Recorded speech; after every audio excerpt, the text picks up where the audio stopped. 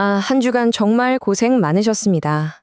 금요일 퇴근길이시거나 아니면 주말에 맥주 한 캔 딱 따시고 편하게 듣고 계실 텐데요. 몸은 편하게 두시되 머릿속은 날카롭게 벼리면서 따라와 주시기 바랍니다. 주식으로 세상을 이해하는 23년차 실전 투자다. 여러분의 베테랑 러닝메이트입니다. 자, 2026년 5월 현재 시장의 노이즈가 진짜 많죠? 한국은행 금리 발표부터 글로벌 관세 전쟁, 갑작스런 환율 충격까지 하루하루가 그냥 롤러코스터 같습니다. 사실 이럴 때일수록 흔들리지 않는 중심축이 필요하거든요. 오늘 이 해설을 통해서 2026년 하반기를 관통할 AI와 에너지 슈퍼사이클, 그리고 제 실제 포트폴리오 대응 전략까지 진짜 내 돈처럼 투명하고 낱낱이 파헤쳐드리겠습니다. 자, 바로 들어가 볼까요? 화면 정중앙에 떡하니 있는 이 거대한 숫자부터 한번 보시죠. 250기가와트. 이게 도대체 무슨 의미일까요? 바로 오픈 AI가 전망한 2026년 이후 AI 데이터 센터를 돌리기 위해 필요한 전력 수요량입니다. 단위가 너무 커서 감이 잘 안 오실 텐데 쉽게 말씀드리면 전통적인 대형 원자력 발전소 250개가 쉴 새 없이 풀가동해야 나오는 전력량입니다. 지금 시장 일각에서는 AI 투자가 버블이네 아니네 말이 참 많잖아요. 하지만 현장 최전선에 있는 기업들은 이 엄청난 에너지를 쏟아부을 인프라를 이미 짜고 있습니다. 이건 그냥 스쳐 지나가는 테마가 아니라 우리가 절대로 피할 수 없는 거대한 구조적 슈퍼사이클입니다.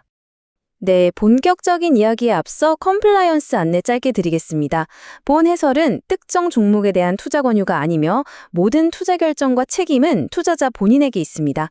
과거의 실적이 미래의 수익을 보장하지 않습니다. 자, 확인하셨죠? 바로 진짜 본론으로 넘어가겠습니다.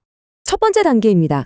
2026년 5월 현재 우리가 도대체 어떤 시장 체제, 즉 레짐에 들어와 있는지의 탑다운으로 훑어보겠습니다. 투자에서 제일 중요한 건 결국 지금 우리가 어떤 파도 위에 올라타 있느냐를 파악하는 겁니다. 최근 코스피 변동성이 좀 커져서 불안하신 분들 많으시죠? 하지만 숲을 보셔야 합니다. 지금의 AI는 과거 닷컴 버블 때처럼 실체 없는 기대감이 아니에요. 화면에 나오는 클라우드 인프라 지출 데이터를 보면 이게 불가역적인 구조적 변화라는 걸 명확히 알 수 있죠. 가장 왼쪽 막대가 작년 8월 이전의 평균적인 클라우드 딜 규모입니다. 그런데 중간 막대를 보시면 8월 오라클 실적 발표 때 이 거래 규모가 무려 3배나 뻥충 뛰었죠. 시장의 색깔이 확 바뀐 완벽한 변곡점이었습니다. 그리고 가장 오른쪽 2027년부터 5년간 420조 원 규모로 예상되는 오픈 AI의 클라우드 계약 전망치를 보세요. 이 데이터가 우리한테 정답지를 그냥 미리 보여주고 있는 겁니다.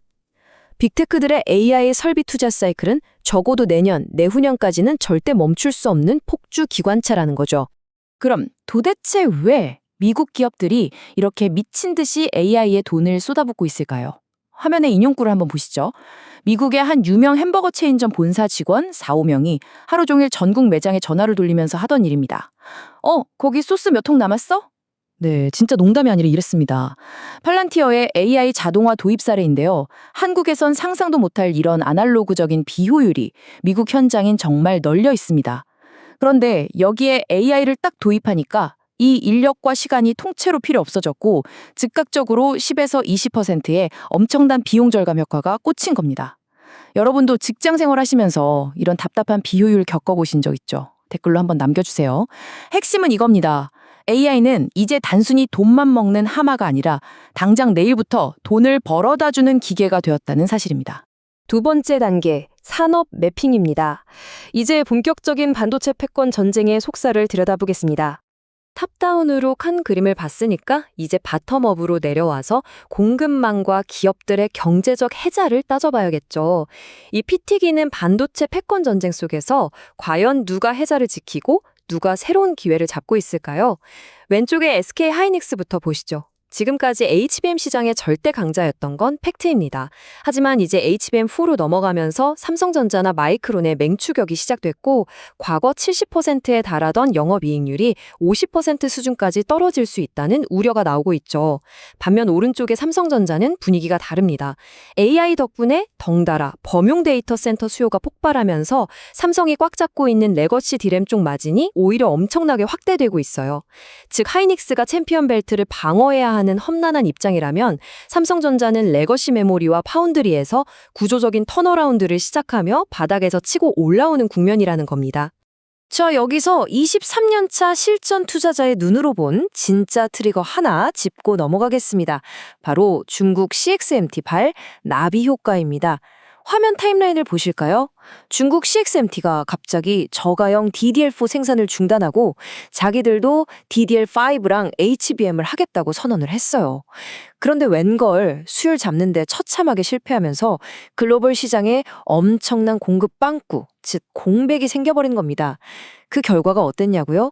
최근 시장 데이터 보시면 아시겠지만 레거시 디램 가격이 연초 대비 무려 4.7배나 미친 듯이 폭등했습니다. 중국의 헛발질이 만들어낸 이 엄청난 공급 충격이 우리 한국 반도체 기업들한테는 그야말로 하늘이 내린 마진 개선의 기회가 된 겁니다. 이쯤에서 기관 투자자들이나 저희 같은 베테랑들이 꼭 쓰는 핵심 무기 하나 꺼내겠습니다. 바로 베이지안 업데이팅이라는 개념입니다. 말은 어려운데 사실 별거 아니에요. 우리가 운전할 때 차가 막히면 내비게이션이 실시간 데이터 받아서 경로를 싹 새로 고치잖아요. 투자도 똑같습니다. 방금 디램 가격이 폭등했다는 새로운 실시간 데이터가 들어오면 아집을 부릴 게 아니라 즉각적으로 기업의 이익 전망치와 내 투자 확률을 뜯어 고쳐야 합니다. 한번 세운 예측에 갇혀서 똥고지 피우면 지금 같은 속도전에서는 절대 시장을 이길 수 없습니다.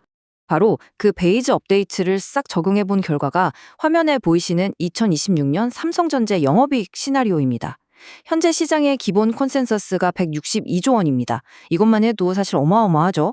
그런데 모건 스탠리가 내놓은 강세장 전망치를 보면 무려 245조 원을 부르고 있습니다. 여러분, 245조 원이라는 숫자가 체감이 좀 되시나요? 솔직히 245조 원이 100% 달성 가능할 거냐? 거긴 퀘스천 마크가 붙을 수 있습니다. 하지만 여기서 핵심은 이 두 숫자의 중간 어디쯤만 가더라도 지금 이 사이클이 가진 업사이드가 우리 상상을 아득히 초월한다는 겁니다. 여러분은 이 강세장 시나리오 어느 정도 확률로 보시나요? 댓글로 여러분의 날카로운 뷰를 한번 공유해 주시면 재밌을 것 같네요. 세 번째 핵심 테마입니다.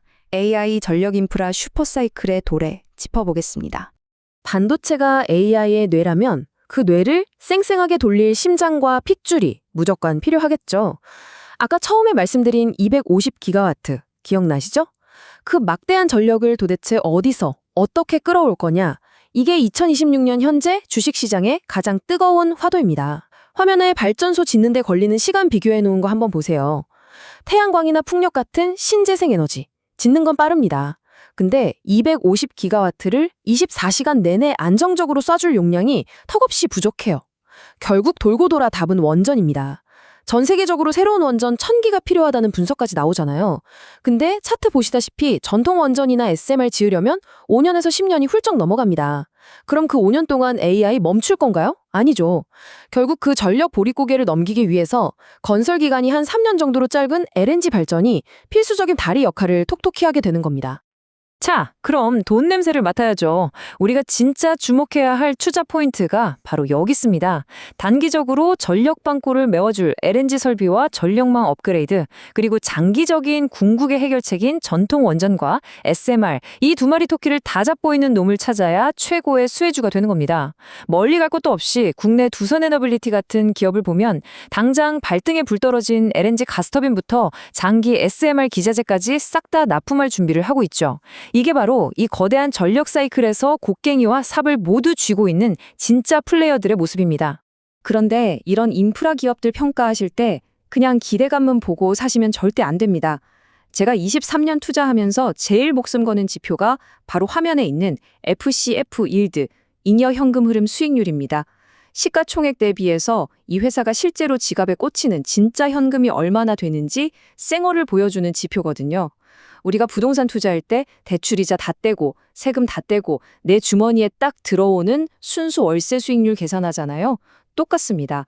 매크로썰이 아무리 훌륭해도 장부 열었는데 현금 안 돌면 다 가짜입니다.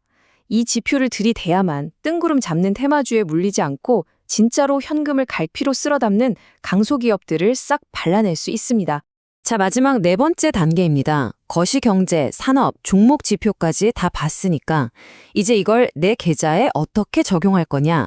실전 포트폴리오 전략과 리스크 관리입니다. 아마 여러분이 제일 기다리셨을 내용일 텐데요. 화면에 좀 뼈 때리는 질문 하나 떼어봤습니다. 솔직히 가슴에 손을 얹고 생각해 보시죠. 여러분, 지금 진짜 리스크를 관리하고 계십니까? 아니면 그저 시장이 제발 연착륙해 주길 기도하고 계신가요? 여러분, 시장은 정말 냉혹합니다. 우리의 기도를 들어주는 자선단체가 아니에요. 중동발 지정학적 충격이나 예상치 못한 관세 정책 하나 터지면 애지중지 키운 포트폴리오 하루아침에 반토막 나는 거 순식간입니다. 그렇기 때문에 기관 투자자 뺨치는 기계적이고 냉정한 리스크 관리가 절대적으로 무조건 필요한 겁니다. 그래서 오늘 여러분 손에 쥐어드리고 싶은 진짜 생존 무기가 바로 이 VAR, Value at Risk라는 개념입니다. 말이 좀 멋있는데 쉽게 말해서 특정 기간 동안, 예를 들어 한 달 동안 최악의 재수가 옴 붙었을 때 내 계좌에서 돈이 최대 얼마까지 날아갈 수 있는지를 통계적으로 딱 계산해 두는 겁니다. 시장이 미친 듯이 흔들릴 때 멘탈 나가서 감정적으로 손절치는 게 아니라 내가 미리 계산해 둔 이 VAR 수치를 기반으로 버틸지 자를지를 기계적으로 결정해야 한다는 거죠. 이게 폭락장에서 깡통 안 차고 살아남는 핵심 생존 기술입니다. 혹시 시청자분들 중에 본인만의 철저한 손실 관리 노하우나 나는 이런 식으로 리스크 계산한다 하시는 분 계신가요? 댓글로 좀 나눠주시면 우리 구독자분들끼리 서로 엄청난 도움이 될 것 같습니다. 자, 그럼 구체적인 행동 강령 3단계에 딱 정리해드립니다. 첫째, 방금 말씀드린 VAR을 계산해서 깡통을 면할 엄격한 손절매 라인, 즉 스탑로스를 무조건 긋습니다. 둘째, 아무 때나 불나방처럼 들어가는 게 아니라 내가 이를 리스크 대비 기대 수익이 최소 1대 2.5 이상 확보되는 꿀통 구간에서만 들어갑니다. 셋째, 코스피 변동성 지수나 한국은행 금리 발표 같은 확실한 매크로 트리거를 기준으로 분기별로 감정 다 빼고 냉정하게 비중을 리밸런싱합니다. 장담하건대 이 세 가지 원칙만 기계적으로 지키셔도 상위 10% 안에 무조건 되실 수 있습니다. 백문이 불여일견이죠. 실제로 제가 최근 장에서 세팅해둔 포트폴리오 비중 케이스 스터디를 그대로 까서 보여드립니다. 저 같은 경우는 아까 말씀드린 삼성전자의 레거시 D램 턴어라운드를 정조준해서 반도체 장비 및 소부장 비중을 전체 계좌의 40%까지 공격적으로 실어놨습니다. 그리고 250기가와트의 미래 확실히 온다고 보거든요. 그래서 SMR 및 전력망 인프라에 30%를 딱 배분했죠. 그리고 마지막으로 제일 중요한 거 어떤 시장 발작이 와도 주워 담을 수 있는 실탄, 즉 현금 버퍼 30%를 목에 칼이 들어와도 철저하게 유지하고 있습니다. 제 돈은 지금 이렇게 움직이고 있어요. 여러분은 지금 본인 포트폴리오 비중에서 가장 골치 아프고 고민되는 부분이 어딘가요? 편하게 댓글로 남겨주시면 다음 해설 준비할 때 제가 싹 모아서 다뤄보도록 하겠습니다. 네, 오늘 준비한 분석은 여기까지입니다. 화면에 띄워둔 이 문장, 제가 23년 동안 피 터지는 시장에서 구르면서 제 뼈에 새긴 철칙입니다. 시장은 예측의 영역이 아니라 대응과 생존의 무대입니다. 솔직히 아무리 완벽하게 분석하고 밤새워 공부해도 내일 아침 터지는 돌발 변수 앞에서는 종이 쪼가리 되는 게 주식시장이거든요. 진짜 중요한 건 내 예측이 틀렸을 때 얼마나 유연하게 대응하고 살아남아서 다음 슈퍼사이클의 수익을 온전히 내 계좌로 빨아들이느냐, 바로 이겁니다. 오늘 제가 짚어드린 데이터와 프레임워크가 여러분의 그 치열한 생존에 아주 든든한 무기가 되었기를 바랍니다. 궁금하신 점이나 야 다음엔 이거 좀 깊게 다뤄달라 하시는 거 있으면 언제든지 댓글로 편하게 남겨주십시오.